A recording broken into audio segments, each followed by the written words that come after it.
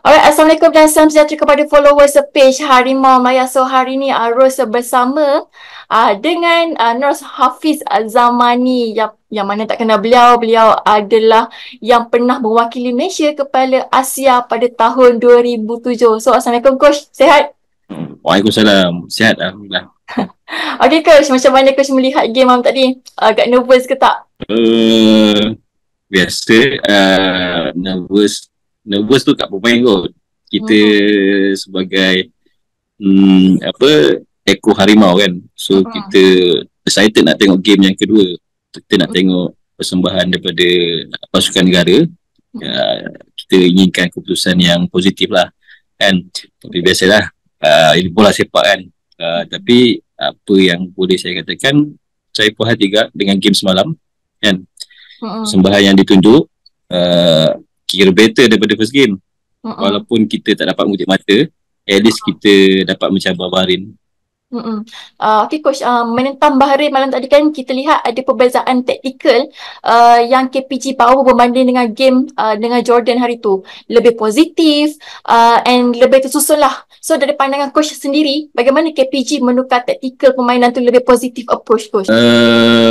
Pandangan saya, apa yang kita nampak daripada perbezaan dari first game menentang Jordan dan game malam tadi, Coach Kipang pun ada buat perubahan. Yang kita nampak ada tiga changes di situ di mana kita nampak Dominic bermain regular first 11, Jose Paulo dan juga Syamil Kurti. Betul. Jadi mungkin Coach Kipang dapat cakap ingin membuat sesuatu lah untuk game lawan Bahrain malam tadi. Apa yang saya boleh katakan, ramuannya malam tadi menjadi, cuma hasilnya lah walaupun kita kalah, tapi persembahan kita perlu berpuas hati. Cuma biasalah kecewa sikit, padahal saya rasa apa yang saya nampak, kita boleh menang game tu, kita mempunyai peluang, cuma kita tak dapat nak convert peluang tu lah. Okay, jadi macam mana dengan gameplay modern football yang KPG ni cuba terapkan sepanjang kempen Piala Asia ni Coach? Adakah sebenarnya ia berjaya dan memberi kesan pada corak permainan negara? Macam mana Coach melihatnya?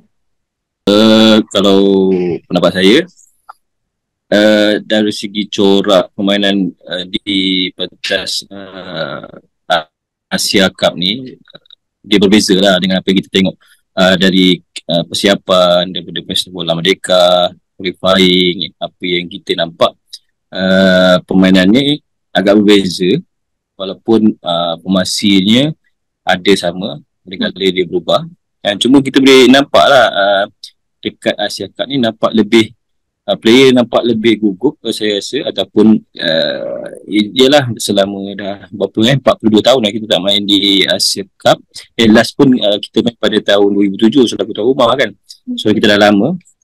Jadi berbeza.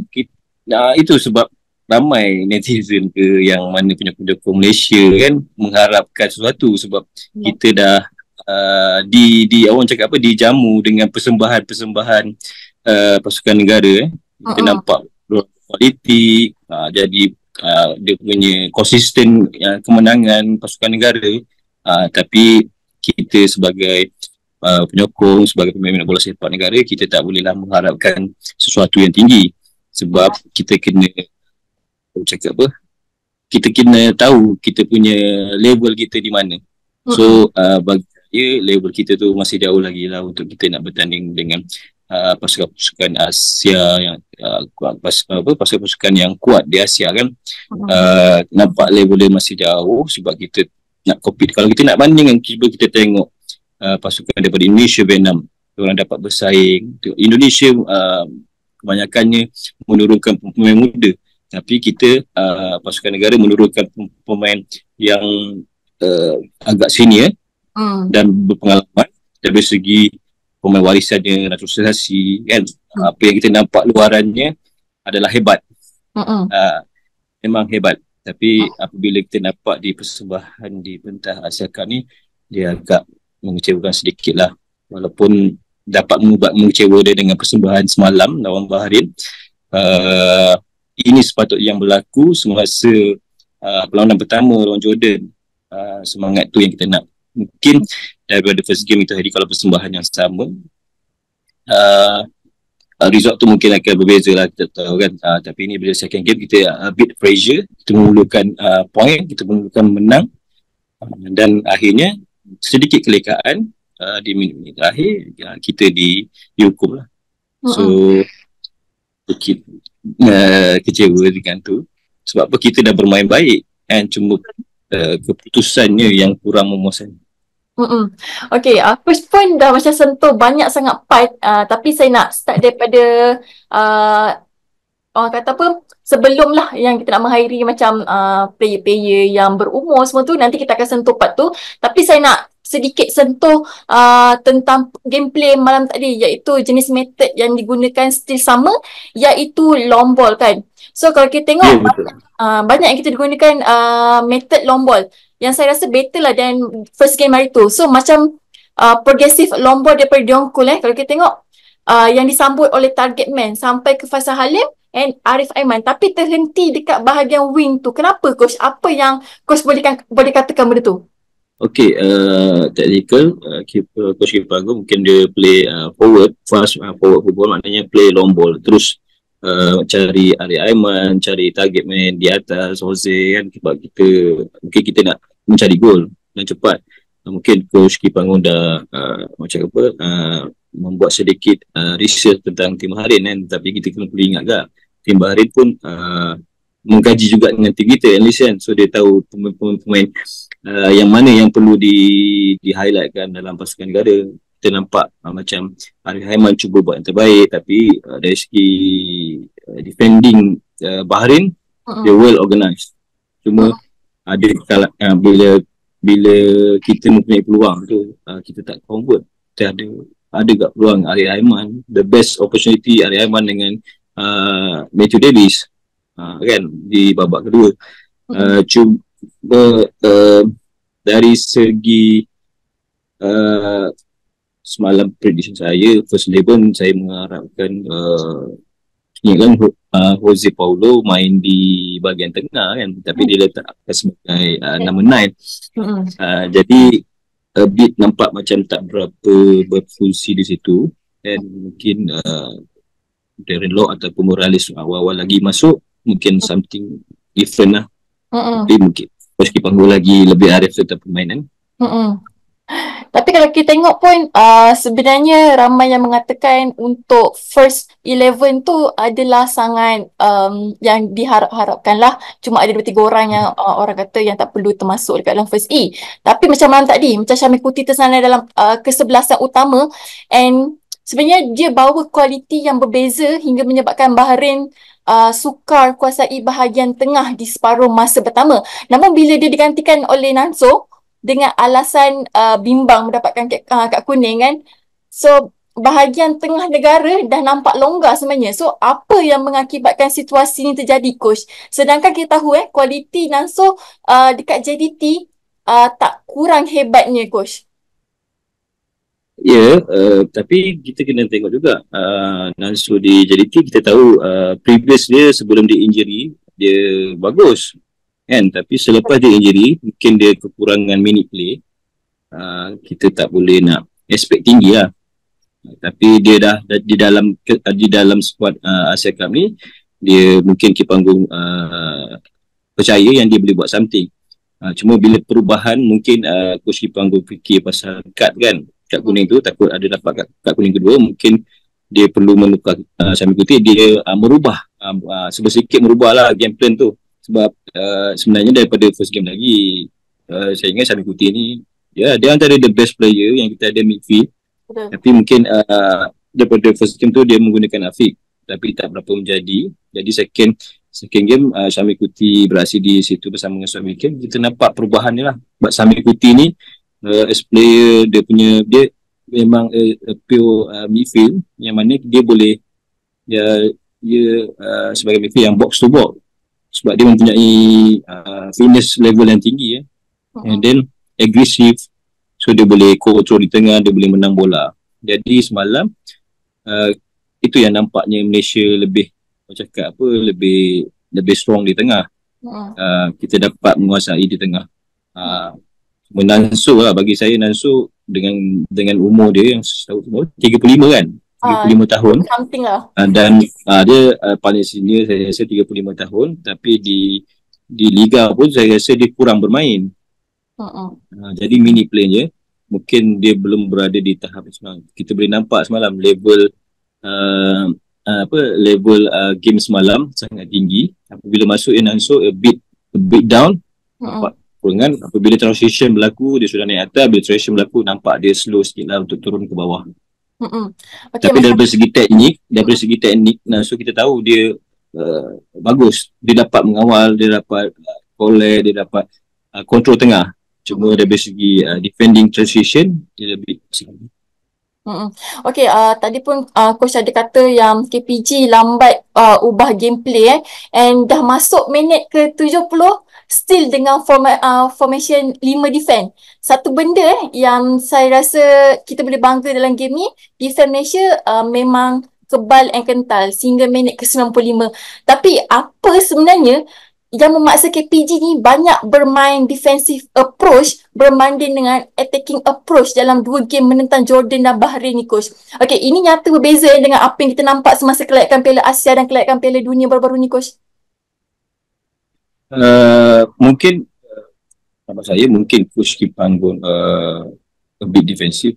Mungkin dia memerlukan dengan tak sama dengan before previous game yang kita nampak dia ada perubahan. Kadang-kadang dia main 4 bawah kan, tapi di Asia ni dia main 5. Mungkin dia memerlukan defending ataupun dia nak, kita bukanlah contoh kita dalam sekat ni ialah kita sebagai expert kita mestilah nak menang, siapa tak ada siapa nak kalah.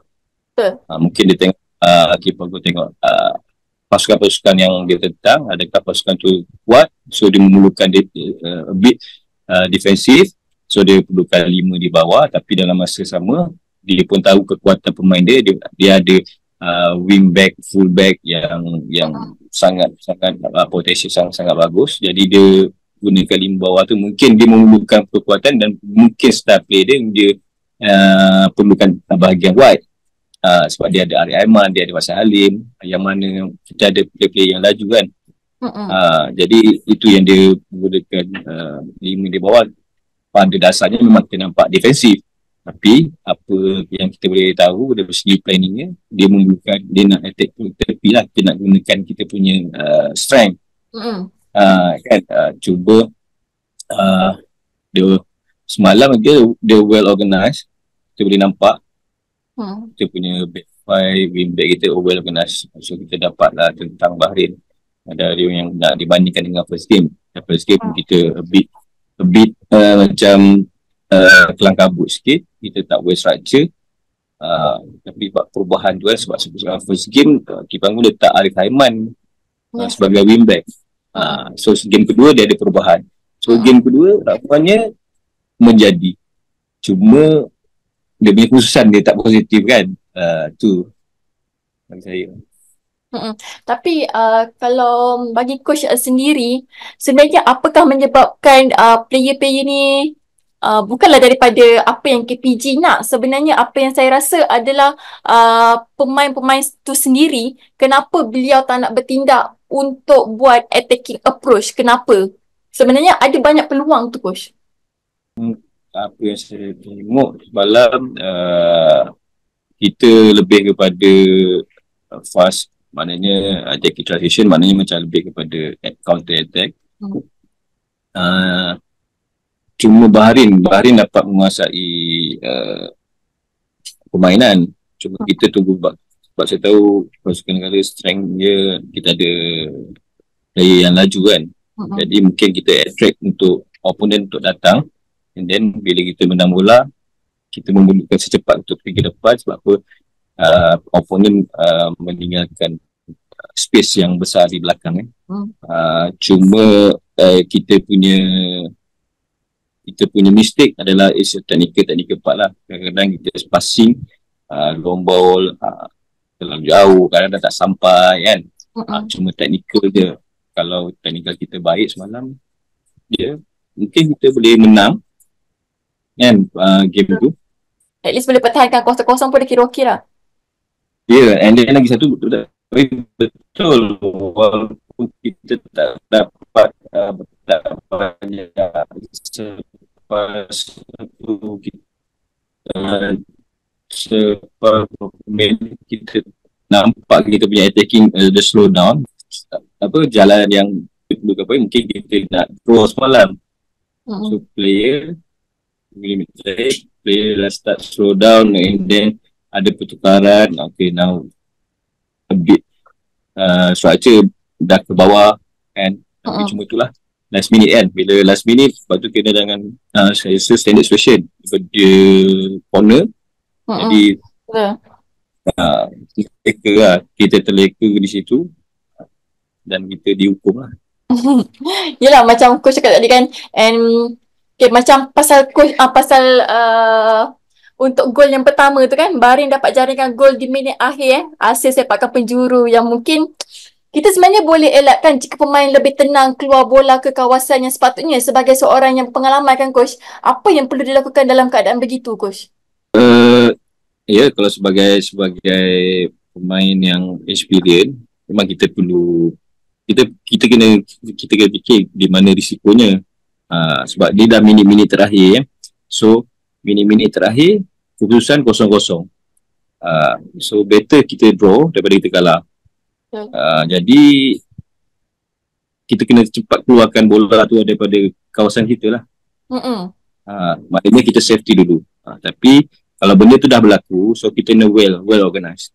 Maknanya kita tahu semua pemain Bahrain masa tendangan penjuru tu, semua pemain Bahrain masuk ke dalam kotak kan. Jadi player kita kebanyakan semua duduk di dalam apa, di board dalam kotak. Tapi tiada yang cakap tiada yang mematikan di luar kotak. So bola tu, bila bola tu ditendang second ball, maknanya pemain Bahrain ada di luar kotak. Di manakah maknanya structure ataupun di manakah arahan pemain yang organise di bahagian pertahanan yang memastikan benda tu lah. Maknanya sepatutnya satu player mesti ada di box, bukannya semua dalam di box kan. And gol tu pun bagi saya cantik lah. And coach rasa sebenarnya Jihan tu boleh save ataupun tak melihat posisi tu coach? Dia nampak lambat ataupun reaction dia lambat. Adakah sebab tu coach? Okay, apa mata kasar kita nampak reaction tu lambat kan. Tapi kalau siapa yang bermain sebagai goalkeeper, sebab apa depan tu ramai pemain, kita tak boleh nak jangka sebab tak nampak. Sebab lagi pun bola tu pun tak tinggi, dia pagat lutut saya. Jadi dia di balik-balik kaki pemain kan. So reaction Jihan pun lambat sebab disebab gangguan penglihatan dia. Mungkin dia tak nampak, dia tak boleh nak gamble bola tu ke mana kan. Kalau dia lompat ke kiri, bola tu ke kanan. So dia punya reaction bila dia dah nampak bola, so bola tu dah bila dia pergi nampak dia cuba untuk save lah. Cuma dia punya dia punya reaction lambat sikit. Dia dah dapat, cuma timing of dia nak save bola tu, tapi bola tu dah jatuh kan, kena tangan juga, dia masuk. Okay, setelah Bahrain mendapat gol, kita pun dah tahu dah kita memang tak layak ke round 16 kan. Jadi untuk menentang Korea nanti pula, apakah orang kata harapan coach sendiri sebagai pemain ke-12, orang kata sebagai peminat bekas player pula tu, macam mana? Okay, untuk yang game lawan Korea ni, kita kena rational lah. Yang kita berdepan ni adalah Korea Selatan. So kita tak boleh nak macam penyokong semua kan. Kita tak boleh nak mengharapkan. Kita tahu kita lawan Korea Selatan di mana kita kan. So kita selaku penyokong dan selaku peminat bola sepak, kita bantu dan kita beri sokongan, kita bagi semangat pemain. Cuma yang penting adalah persembahan pemain last game. Walaupun saya tahu walaupun semua pemain dalam keadaan yang kecewa kan, kita tak ada point, kita tak dapat untuk pergi ke 16 pasukan. Memang kecewa, tapi perjuangan perlu diteruskan. Perlawanan akhir perlu diteruskan. Korea harap dapat memberi tentangan kepada Korea Selatan. Korea Selatan akan pergi sehabis-habisnya sebab dia memerlukan kemenangan, dia memerlukan jaringan. Jadi kalau bola dalam bola sepak ni apa-apa boleh berlaku. Tak semestinya Korea boleh menang kan. Yang mana Korea lawan Jordan pun Korea draw dengan Jordan kan, dua sama. Mungkin kita sebagai pasukan duduk, kita boleh buat something, mana tahu ajaib berlaku besok. Game yang akan datang lawan Korea. Cuma semuanya apa yang saya harapkan, semua pemain dalam keadaan yang baik kan. Dua game kita dah lepas, so make sure lah kita akan bagi tentangan hebat dengan Korea Selatan lah. Saya rasa saya adalah orang yang tepat untuk saya bertanyakan soalan ini, sebab kalau saya tengok dekat aplikasi X dan juga Facebook dan juga dekat semua platform lah, saya tengok banyak sangat membanjiri komen-komen tentang naturalisasi dan juga warisan. Okey, saya nak tanya sikit pendapat Coach. Okey, pada tahun 2010, 2011, saya rasa tahun paling gemilang untuk Malaysia sebab semuanya lokal. Tapi entah mana silapnya bila player import slow-slow bawa masuk balik. And 2012 dan 2014 pun kita gagal dekat AFF sebab key player dia, main striker dan defense dikuasai oleh player import. So daripada 2 import tu sampai sekarang jadi 5 import. So saya nak Coach tolong kupaskan sebab benda ni ramai dah petikaikan di media sosial. Okey, ni pandangan saya. Memang orang mempertikaikan pemain warisan, pemain import di naturalisasi kan sekarang ni. Tapi kita kena fikir balik, kalau kita dibandingkan dengan dulu, kebanyakan kita player-player lokal yang mana pada tahun AFF saya 2010, yang mana dalam liga kita masa tu pun tiada import. Betul. Kita gunakan 100% pemain-pemain lokal. Jadi hasilnya kita nampak yang berkesan. Bila tiada pemain import, kita dapat menjuarai pesta dekat, kita dapat menjuarai FFM. Kita champion FF pada tahun 2010, di mana masa tu memang tak ada import. Tapi selepas kita champion AFF tu, and then Liga bertukar balik. Sebab apa? Kita punya Malaysia punya football dah start orang pandang. So mungkin kita nak menaikkan lagi kita punya liga, nampak lebih menarik, mungkin lebih dipandang lah. So kita perlukan pemain import untuk memeriahkan kita punya liga. So keputusan dia buat untuk pemain import start masuk, and then ditambah dengan sekarang punya peralihan zaman kan. Kita tahu zaman moden sekarang bola sepak JDT dah cuba, macam kelab JDT cuba menukar sesuatu dan berkesan. Cuba sekarang ni kita tak dapat beraksi baik dalam Asia Cup, yang mana dibarisi pemain naturalisasi. Kita adalah negara yang paling ramai menggunakan naturalisasi. Kalau salah lah, kalau tak silap saya, kalau salah saya minta maaf, tapi setahu saya kita adalah negara pasukan kekuasaan yang menggunakan pemain naturalisasi yang paling ramai. Jadi kat situ kita nampak tidak berkesan, tapi kita kena tengok balik previous sebelum kita sampai di Asia Cup. Di Asia Cup, tapi pemain juga yang sama yang kita gunakan, pemain naturalisasi yang nampak berkesan, yang mana kita cuba untuk ikut persaingan akhir Asia Cup, yang mana kita dah pun qualify untuk Asia Cup, di mana sama juga pemain naturalisasi. Nak dibandingkan dengan dulu, kita boleh bertahan dengan pemain lokal, tapi kita setakat untuk dalam Asia Tenggara.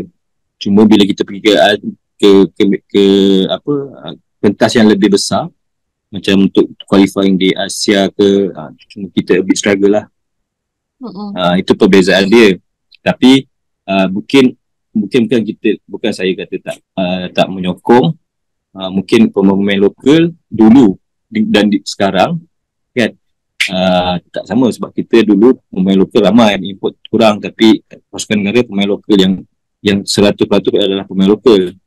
Cuma sekarang ni dengan zaman yang baru kan, player-player kita pun lokal bagi saya semua talented, semua potential. Kita ada Arema kan, sebab kita dah nampak pemain lokal, dan pembangunan bola sepak kita pun semakin aktif kan. Ada JDT, ada AFD, semua kita, maknanya semakin aktif lah di negara kita. Udah grassroots semua semakin aktif, maknanya pemain lokal ni perlu didedahkan dengan sebaik mungkin lah.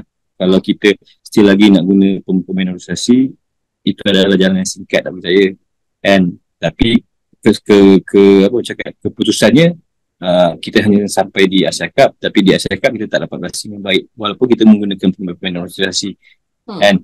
Tapi sekarang ni kita kena fikir macam mana kita nak membentuk satu pasukan negara yang menggunakan pemain lokal. Tapi di klub kita masih lagi menggunakan pemain import yang ramai, dan pemain lokal kita tak diberi minute play, kadang-kadang tak dapat main. Sebab apa? Kita tak dapat bersaing dengan pemain import. Sekarang pemain import pun dah ramai kan, 9 Betul, ramai sangat. Jadi setiap kelab dah spend duit yang banyak untuk pemain import, tapi kalau pemain import tak main, tak guna juga. Kan? So pemain lokal tiada peluang. Itu je lah komen saya berkenaan dengan organisasi. Okay Coach, maybe lepas ni pihak FAM boleh memanggil pemain-pemain warisan yang sekarang berada dekat luar negara. Terlampau banyak sangat yang bermain, tapi mostly semua yang bawah 23 lah. So maybe lepas ni Piala Asia bawah 23, kita panggil ramai pemain warisan lah bermain dengan pemain import. Tapi untuk bawah 23 tak banyak sangat pemain import kan. Okay Coach, bulan 3 ni ada qualify untuk Piala Dunia pula kan. Jadi apa pandangan Coach and pendapat Coach and harapan Coach pula? Harapan saya semoga pasukan negara boleh mempersiapkan apa maknanya plan pasukan negara untuk menghadapi qualifying World Cup. Mana pasukan yang saya ada, macam kalau Coach Kipanggung kena well prepare, sebab ini adalah lagi satu tournament yang berprestij kan, World Cup. So harap Coach Kipanggung dapat buat yang terbaik, dapat menyediakan satu pasukan negara yang amat mantap, yang dah digabungkan dengan pemain warisan, pemain organisasi kan. Jadi sama-sama lah kita nantikan. Okay, terima kasih untuk Coach Zamani sebab dah meluangkan masa bersama saya dan juga followers page Harimau Malaya and Sudi untuk berkongsi pendapat dan pandangan terhadap game malam tadi, Malaysia menentang Bahrain. So kami dan Coach juga mengharapkan yang terbaik untuk game akan datang, Malaysia menentang Korea juga. So terima kasih Coach. Terima kasih ke Harimau Malaya. Kena jemput saya. Alright. Yes. Okay Coach.